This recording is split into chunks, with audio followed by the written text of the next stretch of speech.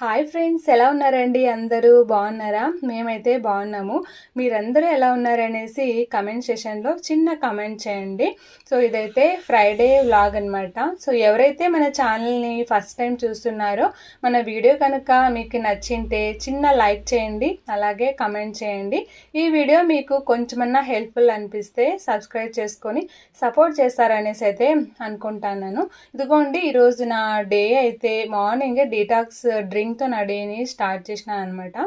కొన్ని చిన్న చిన్న హెల్తీ హ్యాబిట్స్ని మనం నేర్చుకొని అలవాటు చేసుకొని దాన్ని రోజు మనం పాటిస్తూ ఉంటే కనుక ఇప్పుడు బాగుంటాము, ఫ్యూచర్లో కూడా ఎలాంటి హెల్త్ ఇష్యూస్ లేకుండా ఉంటాము. సో ఈరోజు డీటాక్స్ డ్రింక్లోకి అయితే హాట్ వాటర్లోకి నానపెట్టిండే చియా సీడ్స్ ఒక 1 టేబుల్ స్పూను, అలాగే కొంచెం లెమన్ వేసుకొని అయితే తీసుకుంటాను. ఇది మనకి హెయిర్ ఫాల్ కంట్రోల్ చేసేకి, అట్లే మన స్కిన్ బాగా హెల్తీగా ఉండడానికి కానీ వెయిట్ లాస్కి కూడాను చాలా బాగా హెల్ప్ చేస్తుంది. మన బాడీని ఫుల్గా డీటాక్సిఫై చేస్తుంది అనమాట. సో 8 గంటలకెల్లా ఒక డ్రింక్ అయితే తాగేసినాను, డీటాక్స్ డ్రింక్. తర్వాత అయితే ఇదిగోండి, ఇక్కడ నేను చేస్తున్నది అయితే విటమిన్ సి రిచ్ జ్యూస్ అనమాట. సో ఇది హెయిర్ ఫాల్ కంట్రోల్ చేసి సో మనకి హెయిర్ లాంగ్గా పెరగడానికైతే ఇది బాగా హెల్ప్ చేస్తుంది అనమాట. చాలామందికి హెయిర్ ఫాల్ అవుతూ ఉంటుంది.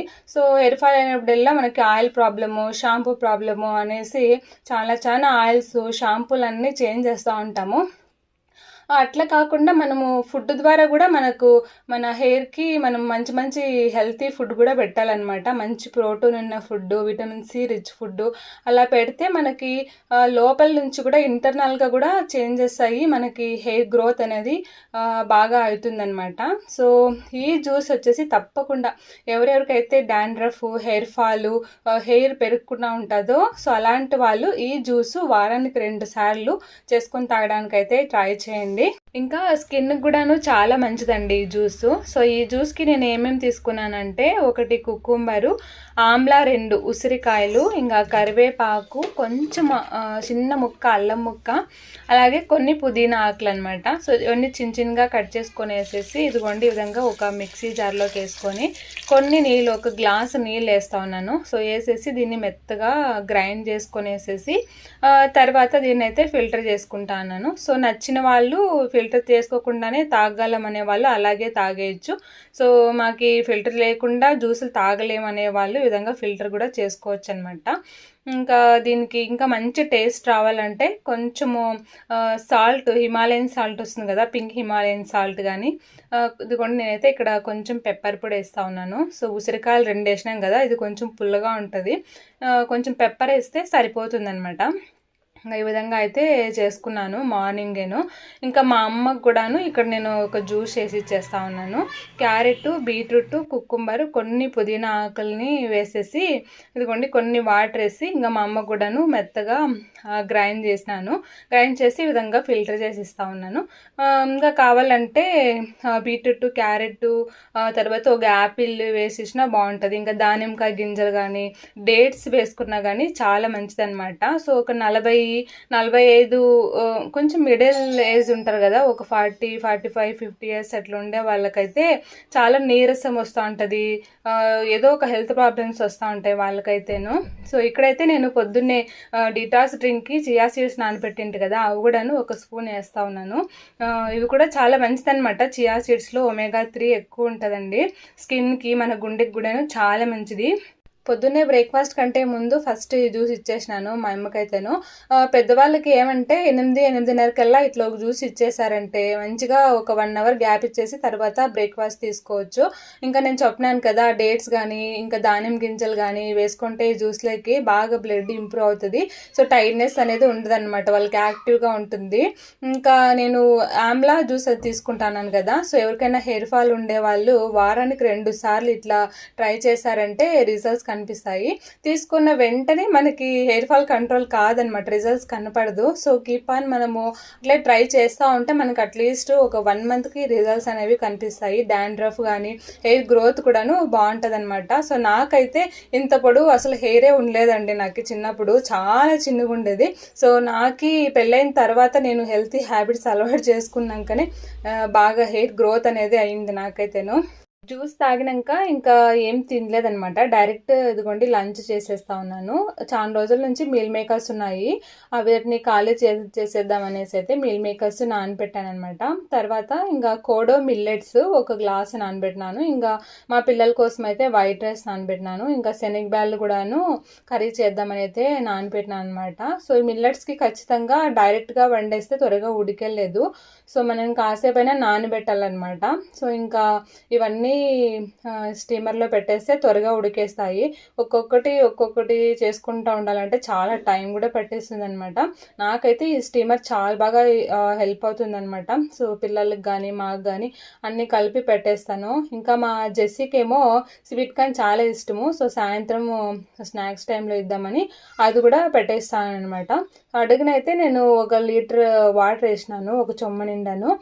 పైన అయితే ఇదిగోండి ఇట్లా పెట్టేసేసేసి మనము దీన్ని మీడియం టు లో ఫ్లేమ్ పెట్టుకోవాలన్నమాట. సో దాన్ని ఉడికేకి పెట్టేసేసేసి ఇంకా బీరకాయ శనగబ్యాళ్ళు టమాటోలు వేసేసి కర్రీ చేద్దామని అయితే లేత బీరకాయ ఉన్నదనమాట.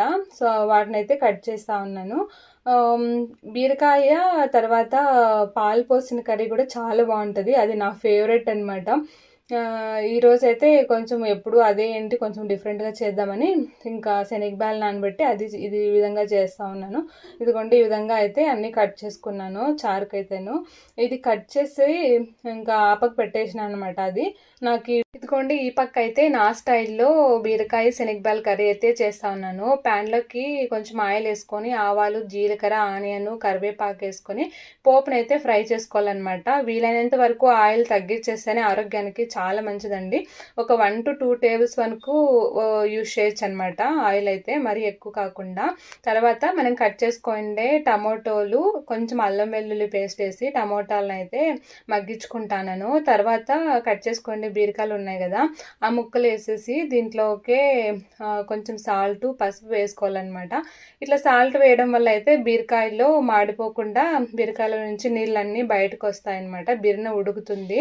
తర్వాత మనం నానబెట్టుకున్నాం కదా శనగబ్యాళ్ళు, అవి కూడా వేసేసుకొనేసేసి దీనికి మనకి ఎంత కారం కావాలో అంత కారం పొడి, ఇంకా జీలకర్ర, కొంచెం గరం మసాలా, తర్వాత ఇంకా కావాలంటే కొంచెం ధనియా పౌడర్ కూడా వేసుకోవచ్చు. దీన్ని వేసి బాగా మిక్స్ చేసేసి దీంట్లోకి అయితే నేను చిన్న గ్లాస్తో 1 గ్లాసు వాటర్ వేసేస్తాను. వాటర్ వేసేసి దీన్ని ఇంకా లో ఫ్లేమ్లో దీన్ని ఒక 5 to 6 minutes ఉడికించుకోవాలన్నమాట. సో అది ఈ విధంగా కట్ చేసి నేను కర్రీకి పోపు పెట్టేసే లోపల ఇదిగోండి అటు సైడ్ పెట్టాం కదా రైస్ అవన్నీ స్టీమర్లో, అదైతే పర్ఫెక్ట్గా ఉడికిపోయిందనమాట. సో రండి ఎట్లా ఉడికిందో మీకు చూపిస్తాను నేను కలిపేసి. రైసు తర్వాత మిల్లెట్స్ మీల్ మేకరు అన్నీ కూడా పర్ఫెక్ట్గా ఉడికిపోయినాయండి. ఈ మీల్ మేకర్స్లో నీళ్ళన్నీ నేను పిండేసింటి నీళ్ళని సో కింద నీళ్ళు ఉంటాయి కదా స్టీమర్ కింద, ఆ నీళ్ళకినే ఆవిరిలో అన్నీ ఉడికిపోయినాయి అనమాట. ఇంకా ఇదిగోండి ఇక్కడ కూడాను బీరకాయ కర్రీ అయితే రెడీ అయిపోయింది. సో ఇంకా దీనికి ఫైనల్గా అయితే కొంచెం కొత్తిమీర గార్నిష్ చేసుకొనేసి ఇంకా మిక్స్ చేసుకుంటే అయితేను ఇదిగోండి బీరకాయ శనగబ్యాళ్ళు టమోటాలు కూర అనమాట రెడీ అయిపోయింది. సూపర్గా ఉంటుంది. వేడివేడి చపాతీలోకి కానీ అన్నంలోకి కానీ ఈ విధంగా ప్రతి దాంట్లో కూడా చాలా బాగుంటుంది. ఇంకా ఇక్కడైతే మిల్ మేకర్స్ నేను స్టీమ్ చేసుకున్నాను కదా, మీల్ మేకర్స్ తోటి ఫ్రై చేద్దాం అనేసి అయితే ఇదిగోండి ఒక బౌల్లోకి ఒక 4-5 టేబుల్ స్పూన్లు పెరుగు, ఇంకా కొంచెం పసుపు, కారం పొడి, జీలకర్ర పొడి, అల్లం వెల్లుల్లి పేస్ట్, కొంచెము పెప్పర్ పొడి, ఒక సగము లెమన్ క్వీజ్ చేసుకొని బాగా కలిపేసుకున్నాను.